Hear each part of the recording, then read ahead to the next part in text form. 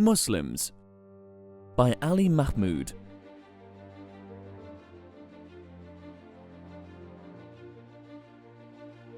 Episode 2. The Umayyads were the cousins of the Hashemites. They were rivals but also intermarried. Uthman, a prominent Umayyad, married two of the Prophet's daughters, and the Prophet himself married a daughter of Abu Sufyan. The Umayyad Dynasty was founded by Muawiyah, the son of Abu Sufyan. The Umayyad Dynasty was significant for 4 reasons. It established a monarchy and dynasty over the Islamic Caliphate. It replaced passionate religious fervour with worldly values, ambition for power and wealth, and the love of luxury. It converted the Empire of Islam into the Empire of the Arabs. It expanded the Muslim Empire to the Atlantic in the west and China in the east. The Umayyads slaughtered the family of the Prophet at Karbala. A century later, the Abbasids, descended from Abbas, the uncle of the Prophet, invited the Umayyads, almost 100 of them, to dinner and clubbed them to death. Muawiyah was a capable ruler who believed in merit. When his friends expressed surprise at the vastness of his gifts to his opponents, he replied, "A war costs infinitely more." To neutralize the claims of Hassan bin Ali, Muawiyah negotiated a treaty with him under which Hassan was to retire from politics with a large cash settlement, and his followers were granted immunity. Hassan was poisoned by his wife Jada, it is said on the instigation of Muawiyah. After the murder, she went to Muawiyah, who gave her 100,000 dirhams but refused her request for marriage to his son Yazid. Yazid, the frivolous and dissolute son of the great Muawiyah, ruled for only 3 years, but in that time earned eternal disrepute and hatred for the assassination of Hussein at Karbala, the sacking of Medina, and the siege of Mecca, in which the Kaaba was set on fire and seriously damaged. At Karbala, the slaughter was merciless. Hussein was killed, 2 of his sons were killed, 6 of his brothers were killed, and 2 of his nephews. 70 heads of those slain were sent to the governor's palace. As the proud governor turned the head over with his staff, an aged voice was heard. Gently, it is the Prophet's grandson. The head was returned to Hussein's sister for burial with the body 40 days after the massacre. In Mecca and Medina, opposition to Yazid was led by Abd Allah bin Zubair. Yazid sent in his troops, who sacked and plundered Medina and then moved against Mecca. The siege of Mecca began and the Kaaba was seriously damaged. But before Mecca was taken, news of Yazid's death and the Syrian army returned home, leaving Abd Allah in control of Mecca, where he ruled for a decade under a split caliphate, until Abd al-Malik sent his formidable general al-Hajjaj for the second siege of Mecca, in which Abd Allah was killed. Marwan, a cousin, became caliph, and his descendants ruled till the end of the Umayyad dynasty. He was killed by his wife, who smothered him with a pillow. His son, Abd al-Malik, became caliph. He was a competent ruler who built the Dome of the Rock in Jerusalem. He was known as the Father of Kings and was followed by 4 of his sons in turn. His feared and hated general, al-Hajjaj, was a tyrant who enforced the stability of the regime. He bombarded Mecca and killed Abdullah, demolishing resistance to Damascus. The Umayyad rulers had many weaknesses and moral failings, but their greatest achievements were their conquests by their outstanding generals. In the east, Hajjaj. In Khorasan, Qutayba bin Muslim, the conqueror of Transoxiana, Afghanistan, Central Asia, Bukhara, Samarkand, Kharawazm, and Fergana. In India, the 17-year-old Muhammad bin Qasim. In the west, Amir bin As. In North Africa, Uqba bin Nafi. In Spain, Musa bin Nusayr and Tariq bin Ziyad. These generals were the heroes of the Muslim world, but in 714, Hajjaj died. A year later, the Caliph Walid died, and there was a shift in power as his brother Suleiman became Caliph. Suleiman went after the old guard with a vengeance. Qutayba was killed along with his brother and all his family members. The young Muhammad bin Qasim was sewn into the hide of a cow and dispatched to Damascus. He was dead when the hide was opened. Musa was stripped of rank and his 2 sons killed. The 17th century historian Ibn Abi Dinar wrote, Musa, who had conquered half the world and who had acquired so many riches, died in poverty, begging alms from passers-by.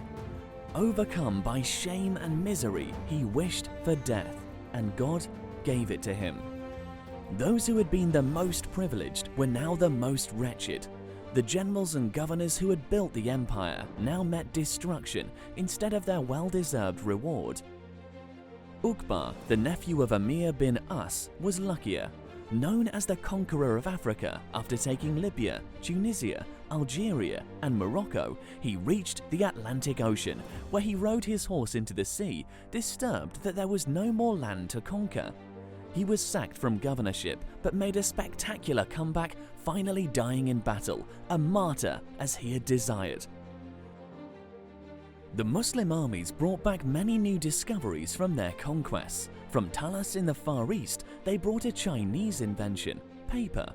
Within 2 centuries, the superiority of paper over parchment and Islam's emphasis on knowledge resulted in libraries of 500,000 books in the Islamic world, at a time when the greatest libraries of Christian Europe had less than 1,000.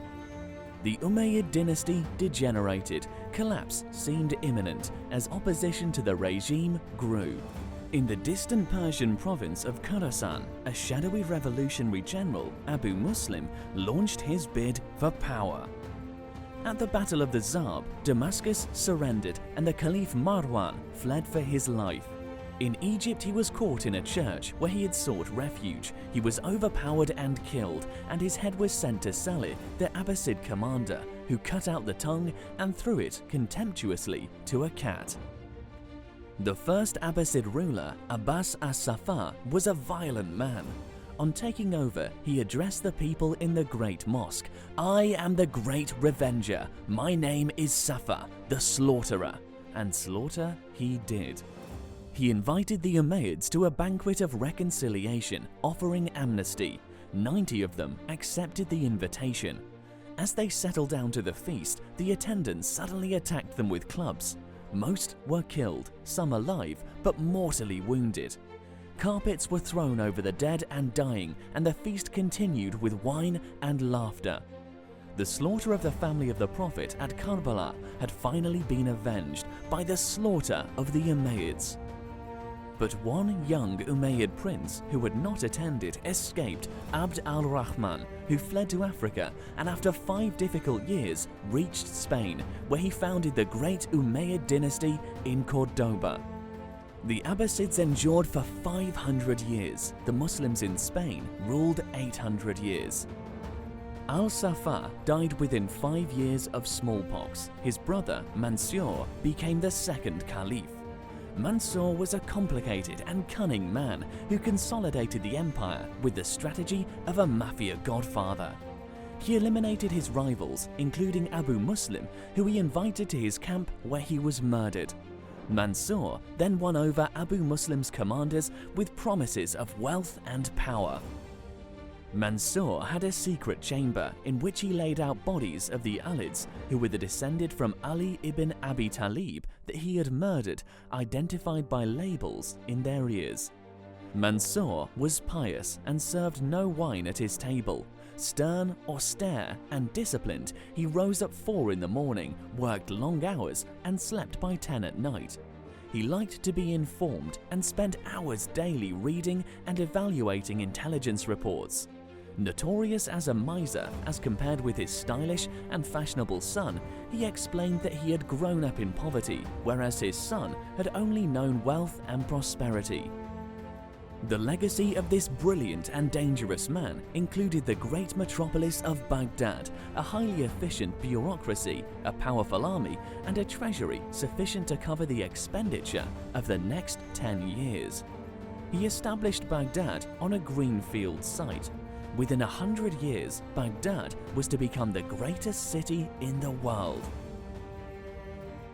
He selected a remarkable man, Khalid the Barmakid, to run his administration.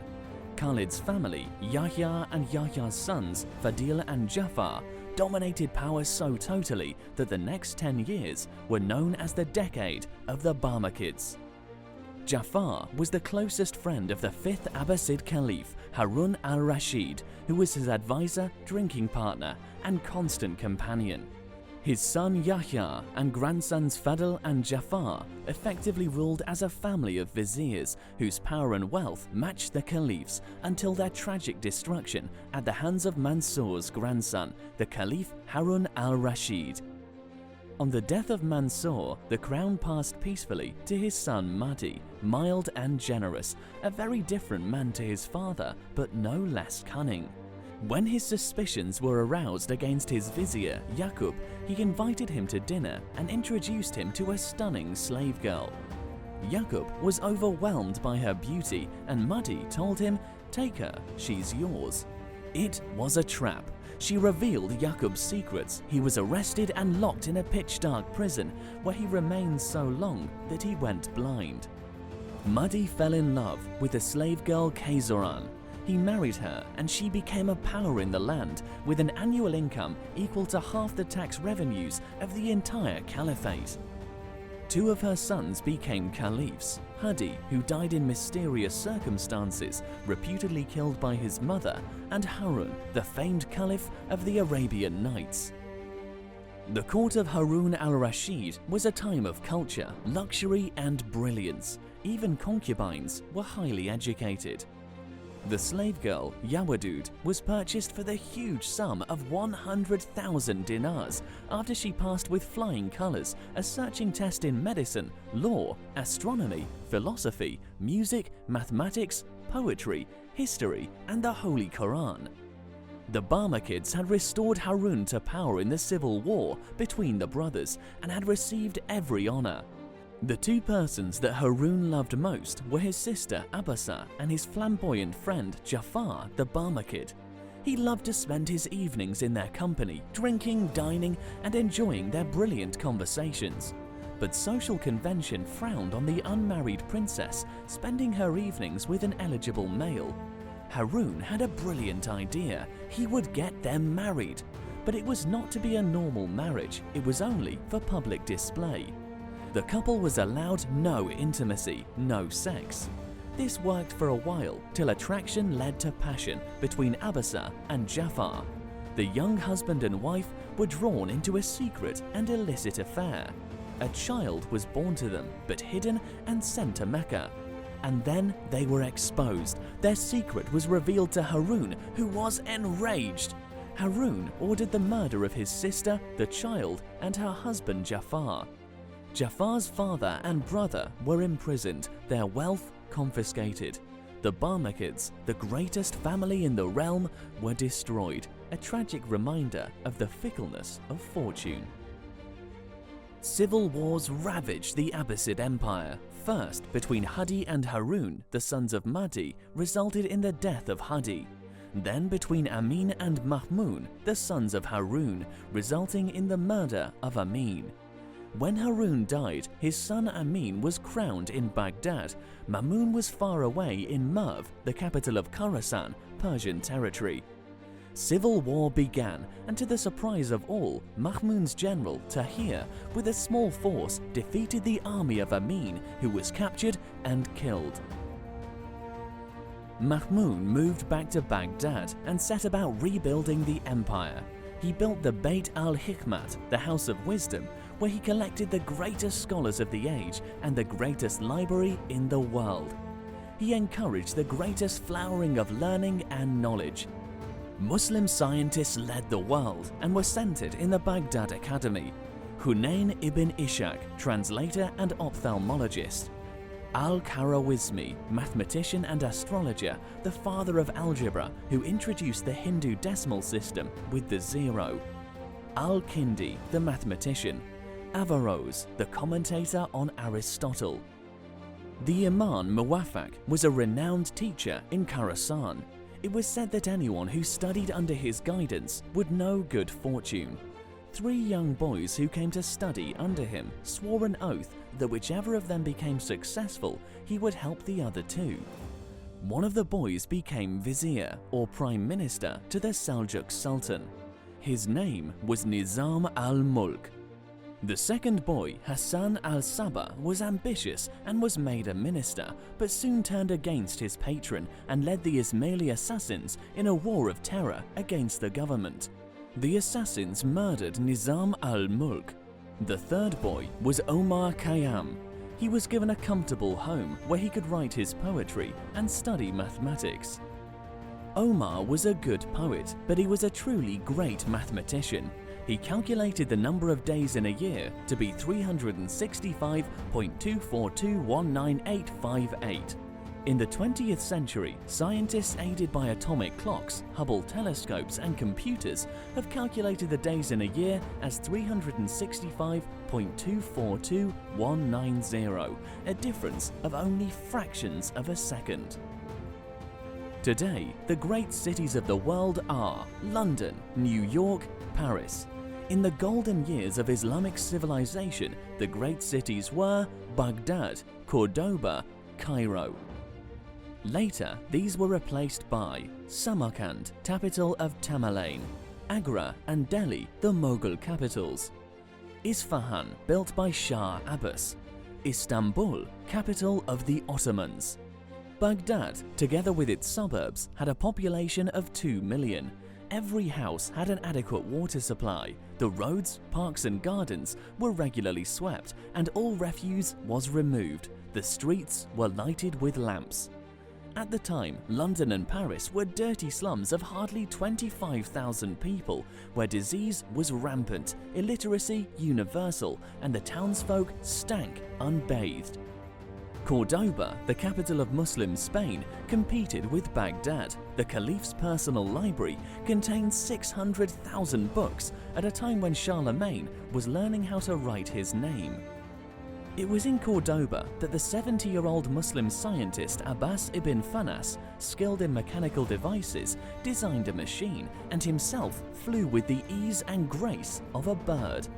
He was the first man to fly, but his well-deserved credit was given by the West to Leonardo da Vinci, who drew sketches of flying machines but never risked an attempt to fly. Mahmoud was known for his tolerance and open-mindedness. Even Christians and Jews felt secure. Surprisingly, the one group which was persecuted by a new inquisition were the Orthodox Muslim traditionalists, who believed that the Holy Quran was eternal and therefore immutable, whereas the Mutalizites believed that it was created and therefore could be reinterpreted by reason to adapt to changing times. The Caliph Mahmoud sided with the Mutazilites. Ahmad ibn Hanbal, founder of the Hanbali school of jurisprudence and a leading traditionalist, was imprisoned and tortured but held firm to his beliefs. There are 4 Sunni schools of jurisprudence. The founders of 2, Imam Shafi and Imam Abu Hanifa, were assassinated. 3 of the 4 righteous caliphs, Umar, Uthman and Ali, were also assassinated. Practically the whole Umayyad clan was murdered at a feast, remembered as the Banquet of Blood, and the last Abbasid Caliph and his family were killed by Hulagu, grandson of Genghis Khan. It was dangerous to be a leader in those times. On Mahmud's death, his brother Mutazim succeeded him. Mutazim had a personal bodyguard of Turkish slave soldiers, which he had purchased over the years from Central Asia. They were expert horsemen and archers who never missed their mark when firing from the saddle. This Praetorian guard protected Mutazim and his son, but were later to become the nemesis of the later Abbasids, as a succession of caliphs suffered and died at the hands of the new Turkish terror, their own bodyguards. Mu'tadi, the 14th Abbasid Caliph, was chased by the Turks onto the roof, where he was killed by crushing his testicles. Murtada, the 17th Caliph, ruled for 1 day before he was killed. Qahir, the 19th Caliph, was deposed, blinded with red-hot needles, and imprisoned for 11 years, where he was tortured to extract his treasure. When finally released, he was reduced to begging for his food. The 21st and 22nd Caliphs were also blinded, so that at one time, 3 blind ex-Caliphs could be seen wandering, dependent on whatever handouts they could receive. Helpless and without dignity, the later Abbasid Caliphs lived as servile puppets for the next 2 centuries, first under the Shia Buyids, then under the Sunni Ghaznavids and Seljuks. The greatest of the Seljuks was Alp Arslan, proud in battle as he left the civil administration to his Persian vizier Nizam al-Mulk, the greatest administrator of the time. Alp Arslan was an excellent archer, proud of his skill. In his last battle, an assassin came forward with a dagger to kill him. Overconfident, he ordered his guards to hold back, but his foot slipped, the arrow missed its mark, and the assassin plunged his dagger into his heart. As he died, the great warrior advised his generals, "Do not let your vanity override your good sense." While the Turks and Mongols in turn took control of the Abbasid Empire, the Umayyads resurrected an empire in Spain, and the Ismaili Fatimids, sweeping across North Africa, established their capital at Cairo. This was the period of the Triple Caliphate. 3 ethnic groups controlled different functions. The Arab Muslims and their ulama were in charge of religion and law. The Persians controlled administration and bureaucracy. The Turks provided the armies and the generals. Spain remained safe, isolated by its distance. The rest of the Muslim world was hit by 2 attacks. From the west came the Crusaders, and from the east, the Turks and Mongols. Another problem that added to the instability was the terror spread by the Ismaili suicide killers. In 1258, the Mongol Hulagu destroyed Baghdad, killing the entire population and ending the Abbasid dynasty.